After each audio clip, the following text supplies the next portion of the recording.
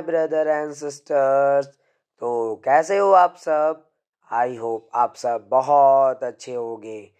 आज मैं आप लोगों के लिए लेकर आया हूँ भारत आवर लैंड पोयम को, और इस वीडियो में हम लोग भारत आवर लैंड पोयम को बहुत ही इजी वे और इंटरेस्टिंग वे में समझने वाले हैं। तो आइए स्टार्ट करते हैं। तो आज हम लोग इस पोयम में जो है यही देखने वाले हैं हमारे देश भारत के बारे में, कुछ अनोखी चीजें जो यहाँ पे है, और उन सारी चीजों को हम लोग यहाँ पे समझने वाले इस चैप्टर के माध्यम से। सबसे पहला इस चैप्टर को, इस पोयम को स्टार्ट करने से पहले हम लोग इनके कवि के बारे में जानते हैं। आखिरकार ये कवि हैं कौन, क्या रह चुके हैं, हमारे भारत देश के किस राज्य से आते हैं, वो सारी बातें। चिन्नस्वामी सुब्रमण्यम भारती, इस कवि का नाम चिन्नस्वामी सुब्रमण्यम भारती है। दिसंबर 11, 1882 और इनका बर्थ ईयर और डेट जो रहा है वो 11 दिसंबर 1882 को रहा है। सितंबर 11, 1921 और इनका डेट जो रहा वो 11 सितंबर 1921 रहा। आपको पहले ही बता दिया जाए, जो भी हमारे ज्यादातर महापुरुष हुए, जो हमारे देश में महान व्यक्ति हुए, उनकी उम्र कम ही हुआ करती थी। नहीं दे दिए। तो हमारा क्या होता था, हमारा जो देश है वो क्या है, यहाँ के जितने भी लोग हुए, जितने भी महान लोग, वो उनकी अगर बात की जाए तो लगभग लोगों की उम्र जो थी बहुत कम रही, और वो कम उम्र में ही ऐसा काम करके गए जो कोई सोच भी नहीं सकता है।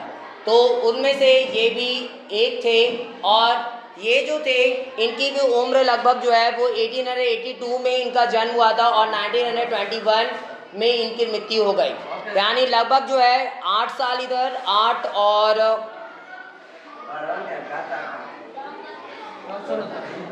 लगभग 39 साल तक की ही इनकी उम्र थी। ठीक है, 39 साल तक ही ये जी पाए थे। बस आगे हम लोग देखते हैं इनके बारे में। Was an Indian writer, poet, journalist, Indian independence activist and social reformer from Tamil Nadu। और एक वो भारतीय राइटर रहे, लेखक थे, कवि थे, जर्नलिस्ट, पत्राचार थे। यानी पेपर ये सब में जो लोग काम करते हैं, न्यूज ये सब में जो काम करते हैं, उनको हम लोग बोलते हैं जर्नलिस्ट। उसके बाद इंडियन इंडिपेंडेंस एक्टिविस्ट थे, यानी भारतीय जो भी आज़ादी की जो लड़ाई चल रही थी उसमें भी उनका बहुत बड़ा योगदान रहा। एंड सोशल रिफॉर्मर, और वो सोशल रिफॉर्मर भी थे, यानी समाज सुधारक, समाज को सुधारने के लिए वो बहुत सारे काम भी किए। और वो कहाँ के रहने वाले थे, तो तमिलनाडु से आते थे, यानी तमिलनाडु के वो रहने वाले थे। He is popularly known as Mahakavi Bharati, और वह जो है वो प्रसिद्ध रूप से जो है महाकवि भारती के नाम से जाने जाते हैं। तो उनको जो है वो महाकवि भारती के नाम से भी जाना जाता है। अब हम लोग पोएम को स्टार्ट करते हैं, और पोएम स्टार्ट करने से पहले कुछ बातें बताई गई है जिसमें कुछ क्वेश्चंस हैं, वो देखते हैं। यहाँ पे बिफोर यू रीड, जब आप पोएम पढ़ते हैं उसके पहले कुछ बातें हैं। India is our country, Bharat जो है वो हमारा देश है। What do you love the most about your country, आपका कंट्री जो है, आपका जो देश है, उसमें आप जो है उसके बारे में, उसके जो चीज़ें हैं, उनमें जो चीज़ें हैं, या बहुत सारी जगह हैं, या बहुत सारी चीज़ों को हम लोग देख रहे हैं, उसमें आप उनमें से कौन सा ऐसी चीज़ है जिससे आप बहुत ज़्यादा प्यार करते हो। इट्स नेचुरल ब्यूटी, इसकी जो प्राकृतिक सुंदरता है। पीपल, लोग जो है, कल्चर, संस्कृति है, और यूनिटी इन डाइवर्सिटी, और एकता है जो कि भिन्नता में। डाइवर्सिटी का मतलब भिन्नता होता है। आपको पता होगा हमारा देश एक ऐसा देश है जहाँ पे कई सारे संस्कृति के लोग, कई सारे धर्म के लोग रहा करते हैं, फिर भी सभी के साथ में एकता के साथ वो रहते हैं, हर एक के त्यौहार को सेलिब्रेट करते हैं, और बहुत ही आनंद से इस देश में अपनी लाइफ को बिता रहे हैं। लेकिन आप कई सारे और भी देश देखोगे जो मुख्य रूप से किसी ना किसी एक धर्म से बिलोंग करता है, या फिर वो वहाँ पे जो है ऐसे डाइवर्सिटी इतनी नहीं देखी जाती। लेकिन हमारा भारत देश एक ऐसा देश है जहाँ पे डाइवर्सिटी जो है बहुत बड़ी मात्रा में देखी जाती है। यहाँ पे जो है कई सारे अलग अलग धर्म के लोग, जाति के लोग यहाँ पे रह रहे होते हैं और हर एक लोग अपने संस्कृति को फॉलो करते हैं। जो भी उनकी संस्कृति होती है उनको वो मानते हैं और अच्छे से उसे सेलिब्रेट, जो भी उनकी फेस्टिवल्स होती है उनको वो सेलिब्रेट भी करते हैं। What makes it unique? क्या है जो इसे यूनिक बना देती है? इन सभी में से अगर बात की जाए, read the poem to find out you for yourself. अपने आप में को खुद पता चल सके कि रियली इसको यूनिक बनाने के लिए कौन कौन सी चीज़ें हैं जो इस भारत देश को यूनिक बनाती है। तो हम लोग इस पोएम को पढ़ते हैं, उसके बाद हम जानेंगे कि क्या क्या चीज़ें हैं जो भारत को एक अनोखा देश बनाती है।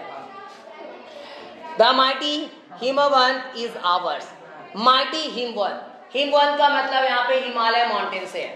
हिमालय माउंटेन जो कि हिमालय पर्वत, आपको पता होगा हिमालय पर्वत का हमारे धर्म में भी, जो कि हमारा हिंदू धर्म जो है वो बहुत पुराना रहा है, ठीक है, और एक सच्चा धर्म माना जाता है। सभी के आपको संस्थापक मिल जाएंगे, हर एक धर्म के आपको पता होंगे कि हाँ ये जो है संस्थापक रहे, ये इनकी स्थापना की है। लेकिन आप कहीं पे भी पूरा तलाश लो, आपको हिंदू धर्म का कौन संस्थापक था को मिलेगा ही नहीं, क्योंकि ये पूरी दुनिया में सबसे पहले जो कोई धर्म आया था तो वो हमारा हिंदू धर्म था। इसको कोई स्थापित नहीं किया था, ये नेचुरल तौर पे ही ये आई थी और इसका कोई जन्मदाता नहीं है, इस धर्म को कोई बनाने वाला नहीं है, ठीक है, मतलब ये रियल है और ये बहुत पुराना चलता आ रहा है। और अगर हम हमारे देश की बात की जाए तो आपको पता होगा हमारा देश कई सालों तक गुलाम भी रहा, कभी मुगलों का तो कभी अंग्रेजों का, तो और भी कई सारे। तो यहाँ पे जो है गुलाम तो रहा, लेकिन फिर भी किसी की इतनी हिम्मत नहीं हुई कि हमारे संस्कृति को पूरी तरीके से मिटा सके। हमारा संस्कृति इतना मजबूत है जो कि पहले से बहुत सारी इसके साथ छेड़छाड़ करने की कोशिश की गई, कई सारी चीज़ें जो हमारी संस्कृति से रिलेटेड थे उसको नष्ट कर दिए गए, लेकिन फिर भी आज तक जो है हमारी संस्कृति को कोई पूरी तरीके से खत्म नहीं कर सका। तो उसमें से ही उस हमारे पूरे वेद पुराण अगर बात की जाए तो उसमें हिमालय का बहुत बड़ा महत्व बताया गया है। आपको अगर रामायण की अगर जिक्र की जाए तो रामायण में संजीवनी बूटी आता है, वो हम हिमालय पर्वत से ही मिला था, ठीक है। तो ये सारी चीज़ें जो और हिमालय पर्वत जो है वो उसका बहुत बड़ा हमारे धर्म में गुणगान भी किया गया है, उसकी बहुत सारी विशेषताएं हैं जिसको हम लोग ऐसे दो शब्दों में या कुछ शब्दों में जो है उसको व्याख्यान नहीं कर सकते, बहुत लंबा उसका विस्तार किया गया है। तो इसलिए हमारा जो ये देश रहा वो हिमालय की वजह से भी बहुत प्रसिद्ध है, जो कि हिमालय पर्वत हमारे देश के एक साइड पे खड़ी है और वो हिमालय पर्वत जो है वो हमारे देश की एक साइड से रक्षा करती है किसी भी दूसरे देश के अटैक से या फिर और भी कई सारी आपदाओं से।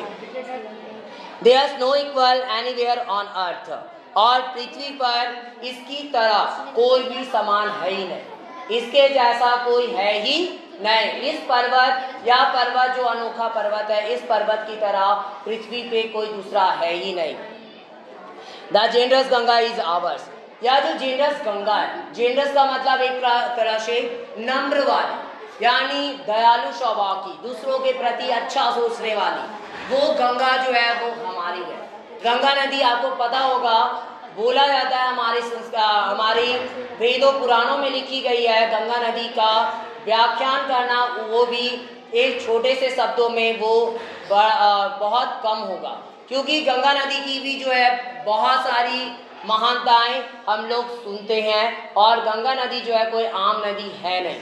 ये नदी एक ऐसी नदी मानी जाती है और ये नदी जो है वो इसकी जो जल है वो जल जो है इतनी शुद्ध है, इतनी पवित्र है कि अगर आप इसको एक डब्बे में बंद करके बहुत दिनों तक अगर रख देते हो तो ये पानी कुछ भी नहीं होने वाला, ठीक है। कीड़ा ना ही इसमें कीड़े आने वाले, ना ही ये कुछ इसमें आपको इफेक्ट देखने को मिलेगी। लेकिन और कोई दूसरे पानी को, ऐसे नॉर्मल वाटर को अगर डब्बे में बंद करके रख देते हो, आप देखोगे कुछ दिनों के बाद वो खराब होने लगेगा, उसमें कीड़े लगने लगेंगे और वो पूरा पानी जो है अपना रंग चेंज करने लगेगा। लेकिन ये गंगा नदी का पानी इतना पवित्र है जो कि आप इसको कुछ भी कर दो, ये कभी भी बदलने वाला नहीं। तो इसलिए, और गंगा नदी में ऐसा माना भी जाता है अगर हम सभी अगर वहां पे डुबकी लगाते हैं तो हमारे सारे पाप धुल जाते हैं।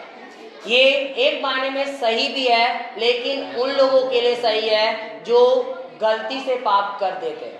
ठीक है, ऐसा नहीं कि हम हजारों करोड़ों नुकसान कर रहे दूसरों को नुकसान पहुंचा रहे और गंगा नदी में डुबकी लगा ले तो पाप धुल जाएंगे।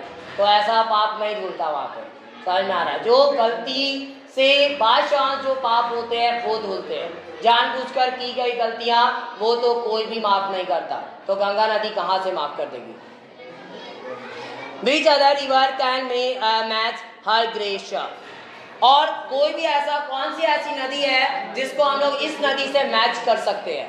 कोई ऐसी नदी है क्या जिसकी तुलना या जिसको हम लोग इस नदी से मिला भी सके? तो नहीं है, क्योंकि ये गंगा नदी जो है उसकी महिमा ही कुछ अलग है, जिसको कोई भी जो है वो किसी भी नदी से इसका ना तुलना किया जा सकता है और ना ही किसी से इसको मैच कर सकते हैं। समझ में आ रहा है? तो ऐसे ही कई सारी चीजें और ऐसे इंसान भी होते हैं हमारे साथ में, कई सारे ऐसे लोग जो कि हम लोग ये देख रहे होते हैं, वो इंसान की तुलना करना किसी से वो सही नहीं होता, क्योंकि कुछ इंसान हमारे साथ ऐसे होते हैं चाहकर भी वो किसी का बुरा नहीं चाहते। तो ये ऐसे इंसान बहुत मुश्किल से, और ऐसे लोग आपके दोस्त या फिर आपके कोई रिलेशन अगर उनसे जुड़ती है तो वो बहुत मुश्किल से मिलते हैं। और ऐसा माना जाता है अगर ऐसा इंसान आपके लाइफ में अगर कोई आता है तो वो एक ऐसा संकेत होता है कि रियल में आप कहीं ना कहीं कुछ आगे करने वाले हो और वो आपको जरूर वो उसमें सपोर्ट करेगा। और ऐसे लोगों को हमें कभी भी खोनी नहीं चाहिए। The sacred Upanishads are ours. What scriptures as to name with them? अब जो sacred धार्मिक उपनिषद है हमारे, यानी धार्मिक जो भी उपनिषद वैसा उपनिषद उन किताबों को बोली जाती है, ग्रंथों को बोली जाती है जिसमें हमारे धर्म से रिलेटेड कई सारी बातें बताई गई है। तो हमारा धर्म जो है वो कोई छोटा मोटा धर्म है नहीं। तो आपको पता होगा कई बार हम लोग जो है क्या करते हैं, अपने धर्म के विरुद्ध, अपनी संस्कृति के विरुद्ध चले जाते हैं। कई लोग बोल देते हैं कि मेरा धर्म सबसे अच्छा है और मेरी जाति या मेरे लोग सबसे अच्छे हैं, और उसमें कई सारे चीज़ों को, हमारे भगवान को कहीं पे या हमारे संस्कृति को कहीं ना कहीं गलत ठहराया जाता है और हम लोग उनके बहकावे में आ जाते हैं और हम लोग अपने धर्म से या अपनी संस्कृति से दूर हटने लगते हैं। तो ये जो उपनिषद है हमारे, और भी कई सारे वेद पुराण है, वो सारी चीज़ें हमारी है। और जब आप जानोगे हमारे धर्म के बारे में, रियलिटी जानोगे, तो आपको पता चलेगा हमारे जो भी भगवान रहे हैं या फिर जो भी लोग, जो भी जैसे भी इंसान, ऋषि मुनि रहे, वो हर एक लोग महान थे। लेकिन आज कई लोग आपको वीडियोस में या तो रील्स में आपको दिखाई देंगे जो आपके धर्म का अपमान करते हुए नजर आते हैं, और कई लोग आज के टाइम में उनके साथ मिल जाते हैं, उनकी बातों को सही मान लेते हैं, लेकिन रियल मायने में वो सही नहीं होती, क्योंकि हम लोगों को पूरी जानकारी नहीं होती हमारे धर्म के बारे में। इससे बोला जाता है कभी भी अगर कोई भी कुछ बोले तो उसको तभी विश्वास करना चाहिए जब तक कि आप पूरी तरीके से उसके बारे में सही बात ना जान लें। ठीक है, चाहे आपको धर्म के बारे में बात की जाए या किसी भी चीज के बारे में आपको बताया जाए, तो तब तक हम लोगों को सच उस बात को नहीं मानना चाहिए जब तक कि आप उससे पूरी कंफर्म ना हो जाए। और उसके लिए आपको जितना हो सके वो पहले सोचना चाहिए। ये सारी चीजें इंसानों के साथ भी फॉलो की जाती है। कई लोग इंसान क्या होते हैं, दूसरों की बातों में आकर दूसरों जो दोस्ती होती है बहुत पुरानी, उसको तोड़ लेते हैं कि वो बंदा ऐसे बोल रहा था उसके बारे में। ठीक है, तो ये सारी कंडीशंस नहीं होनी चाहिए हमारी लाइफ में, क्योंकि इसकी वजह से हम लोग जो है अच्छे अच्छे रिलेशंस को खराब कर देते हैं। ठीक है,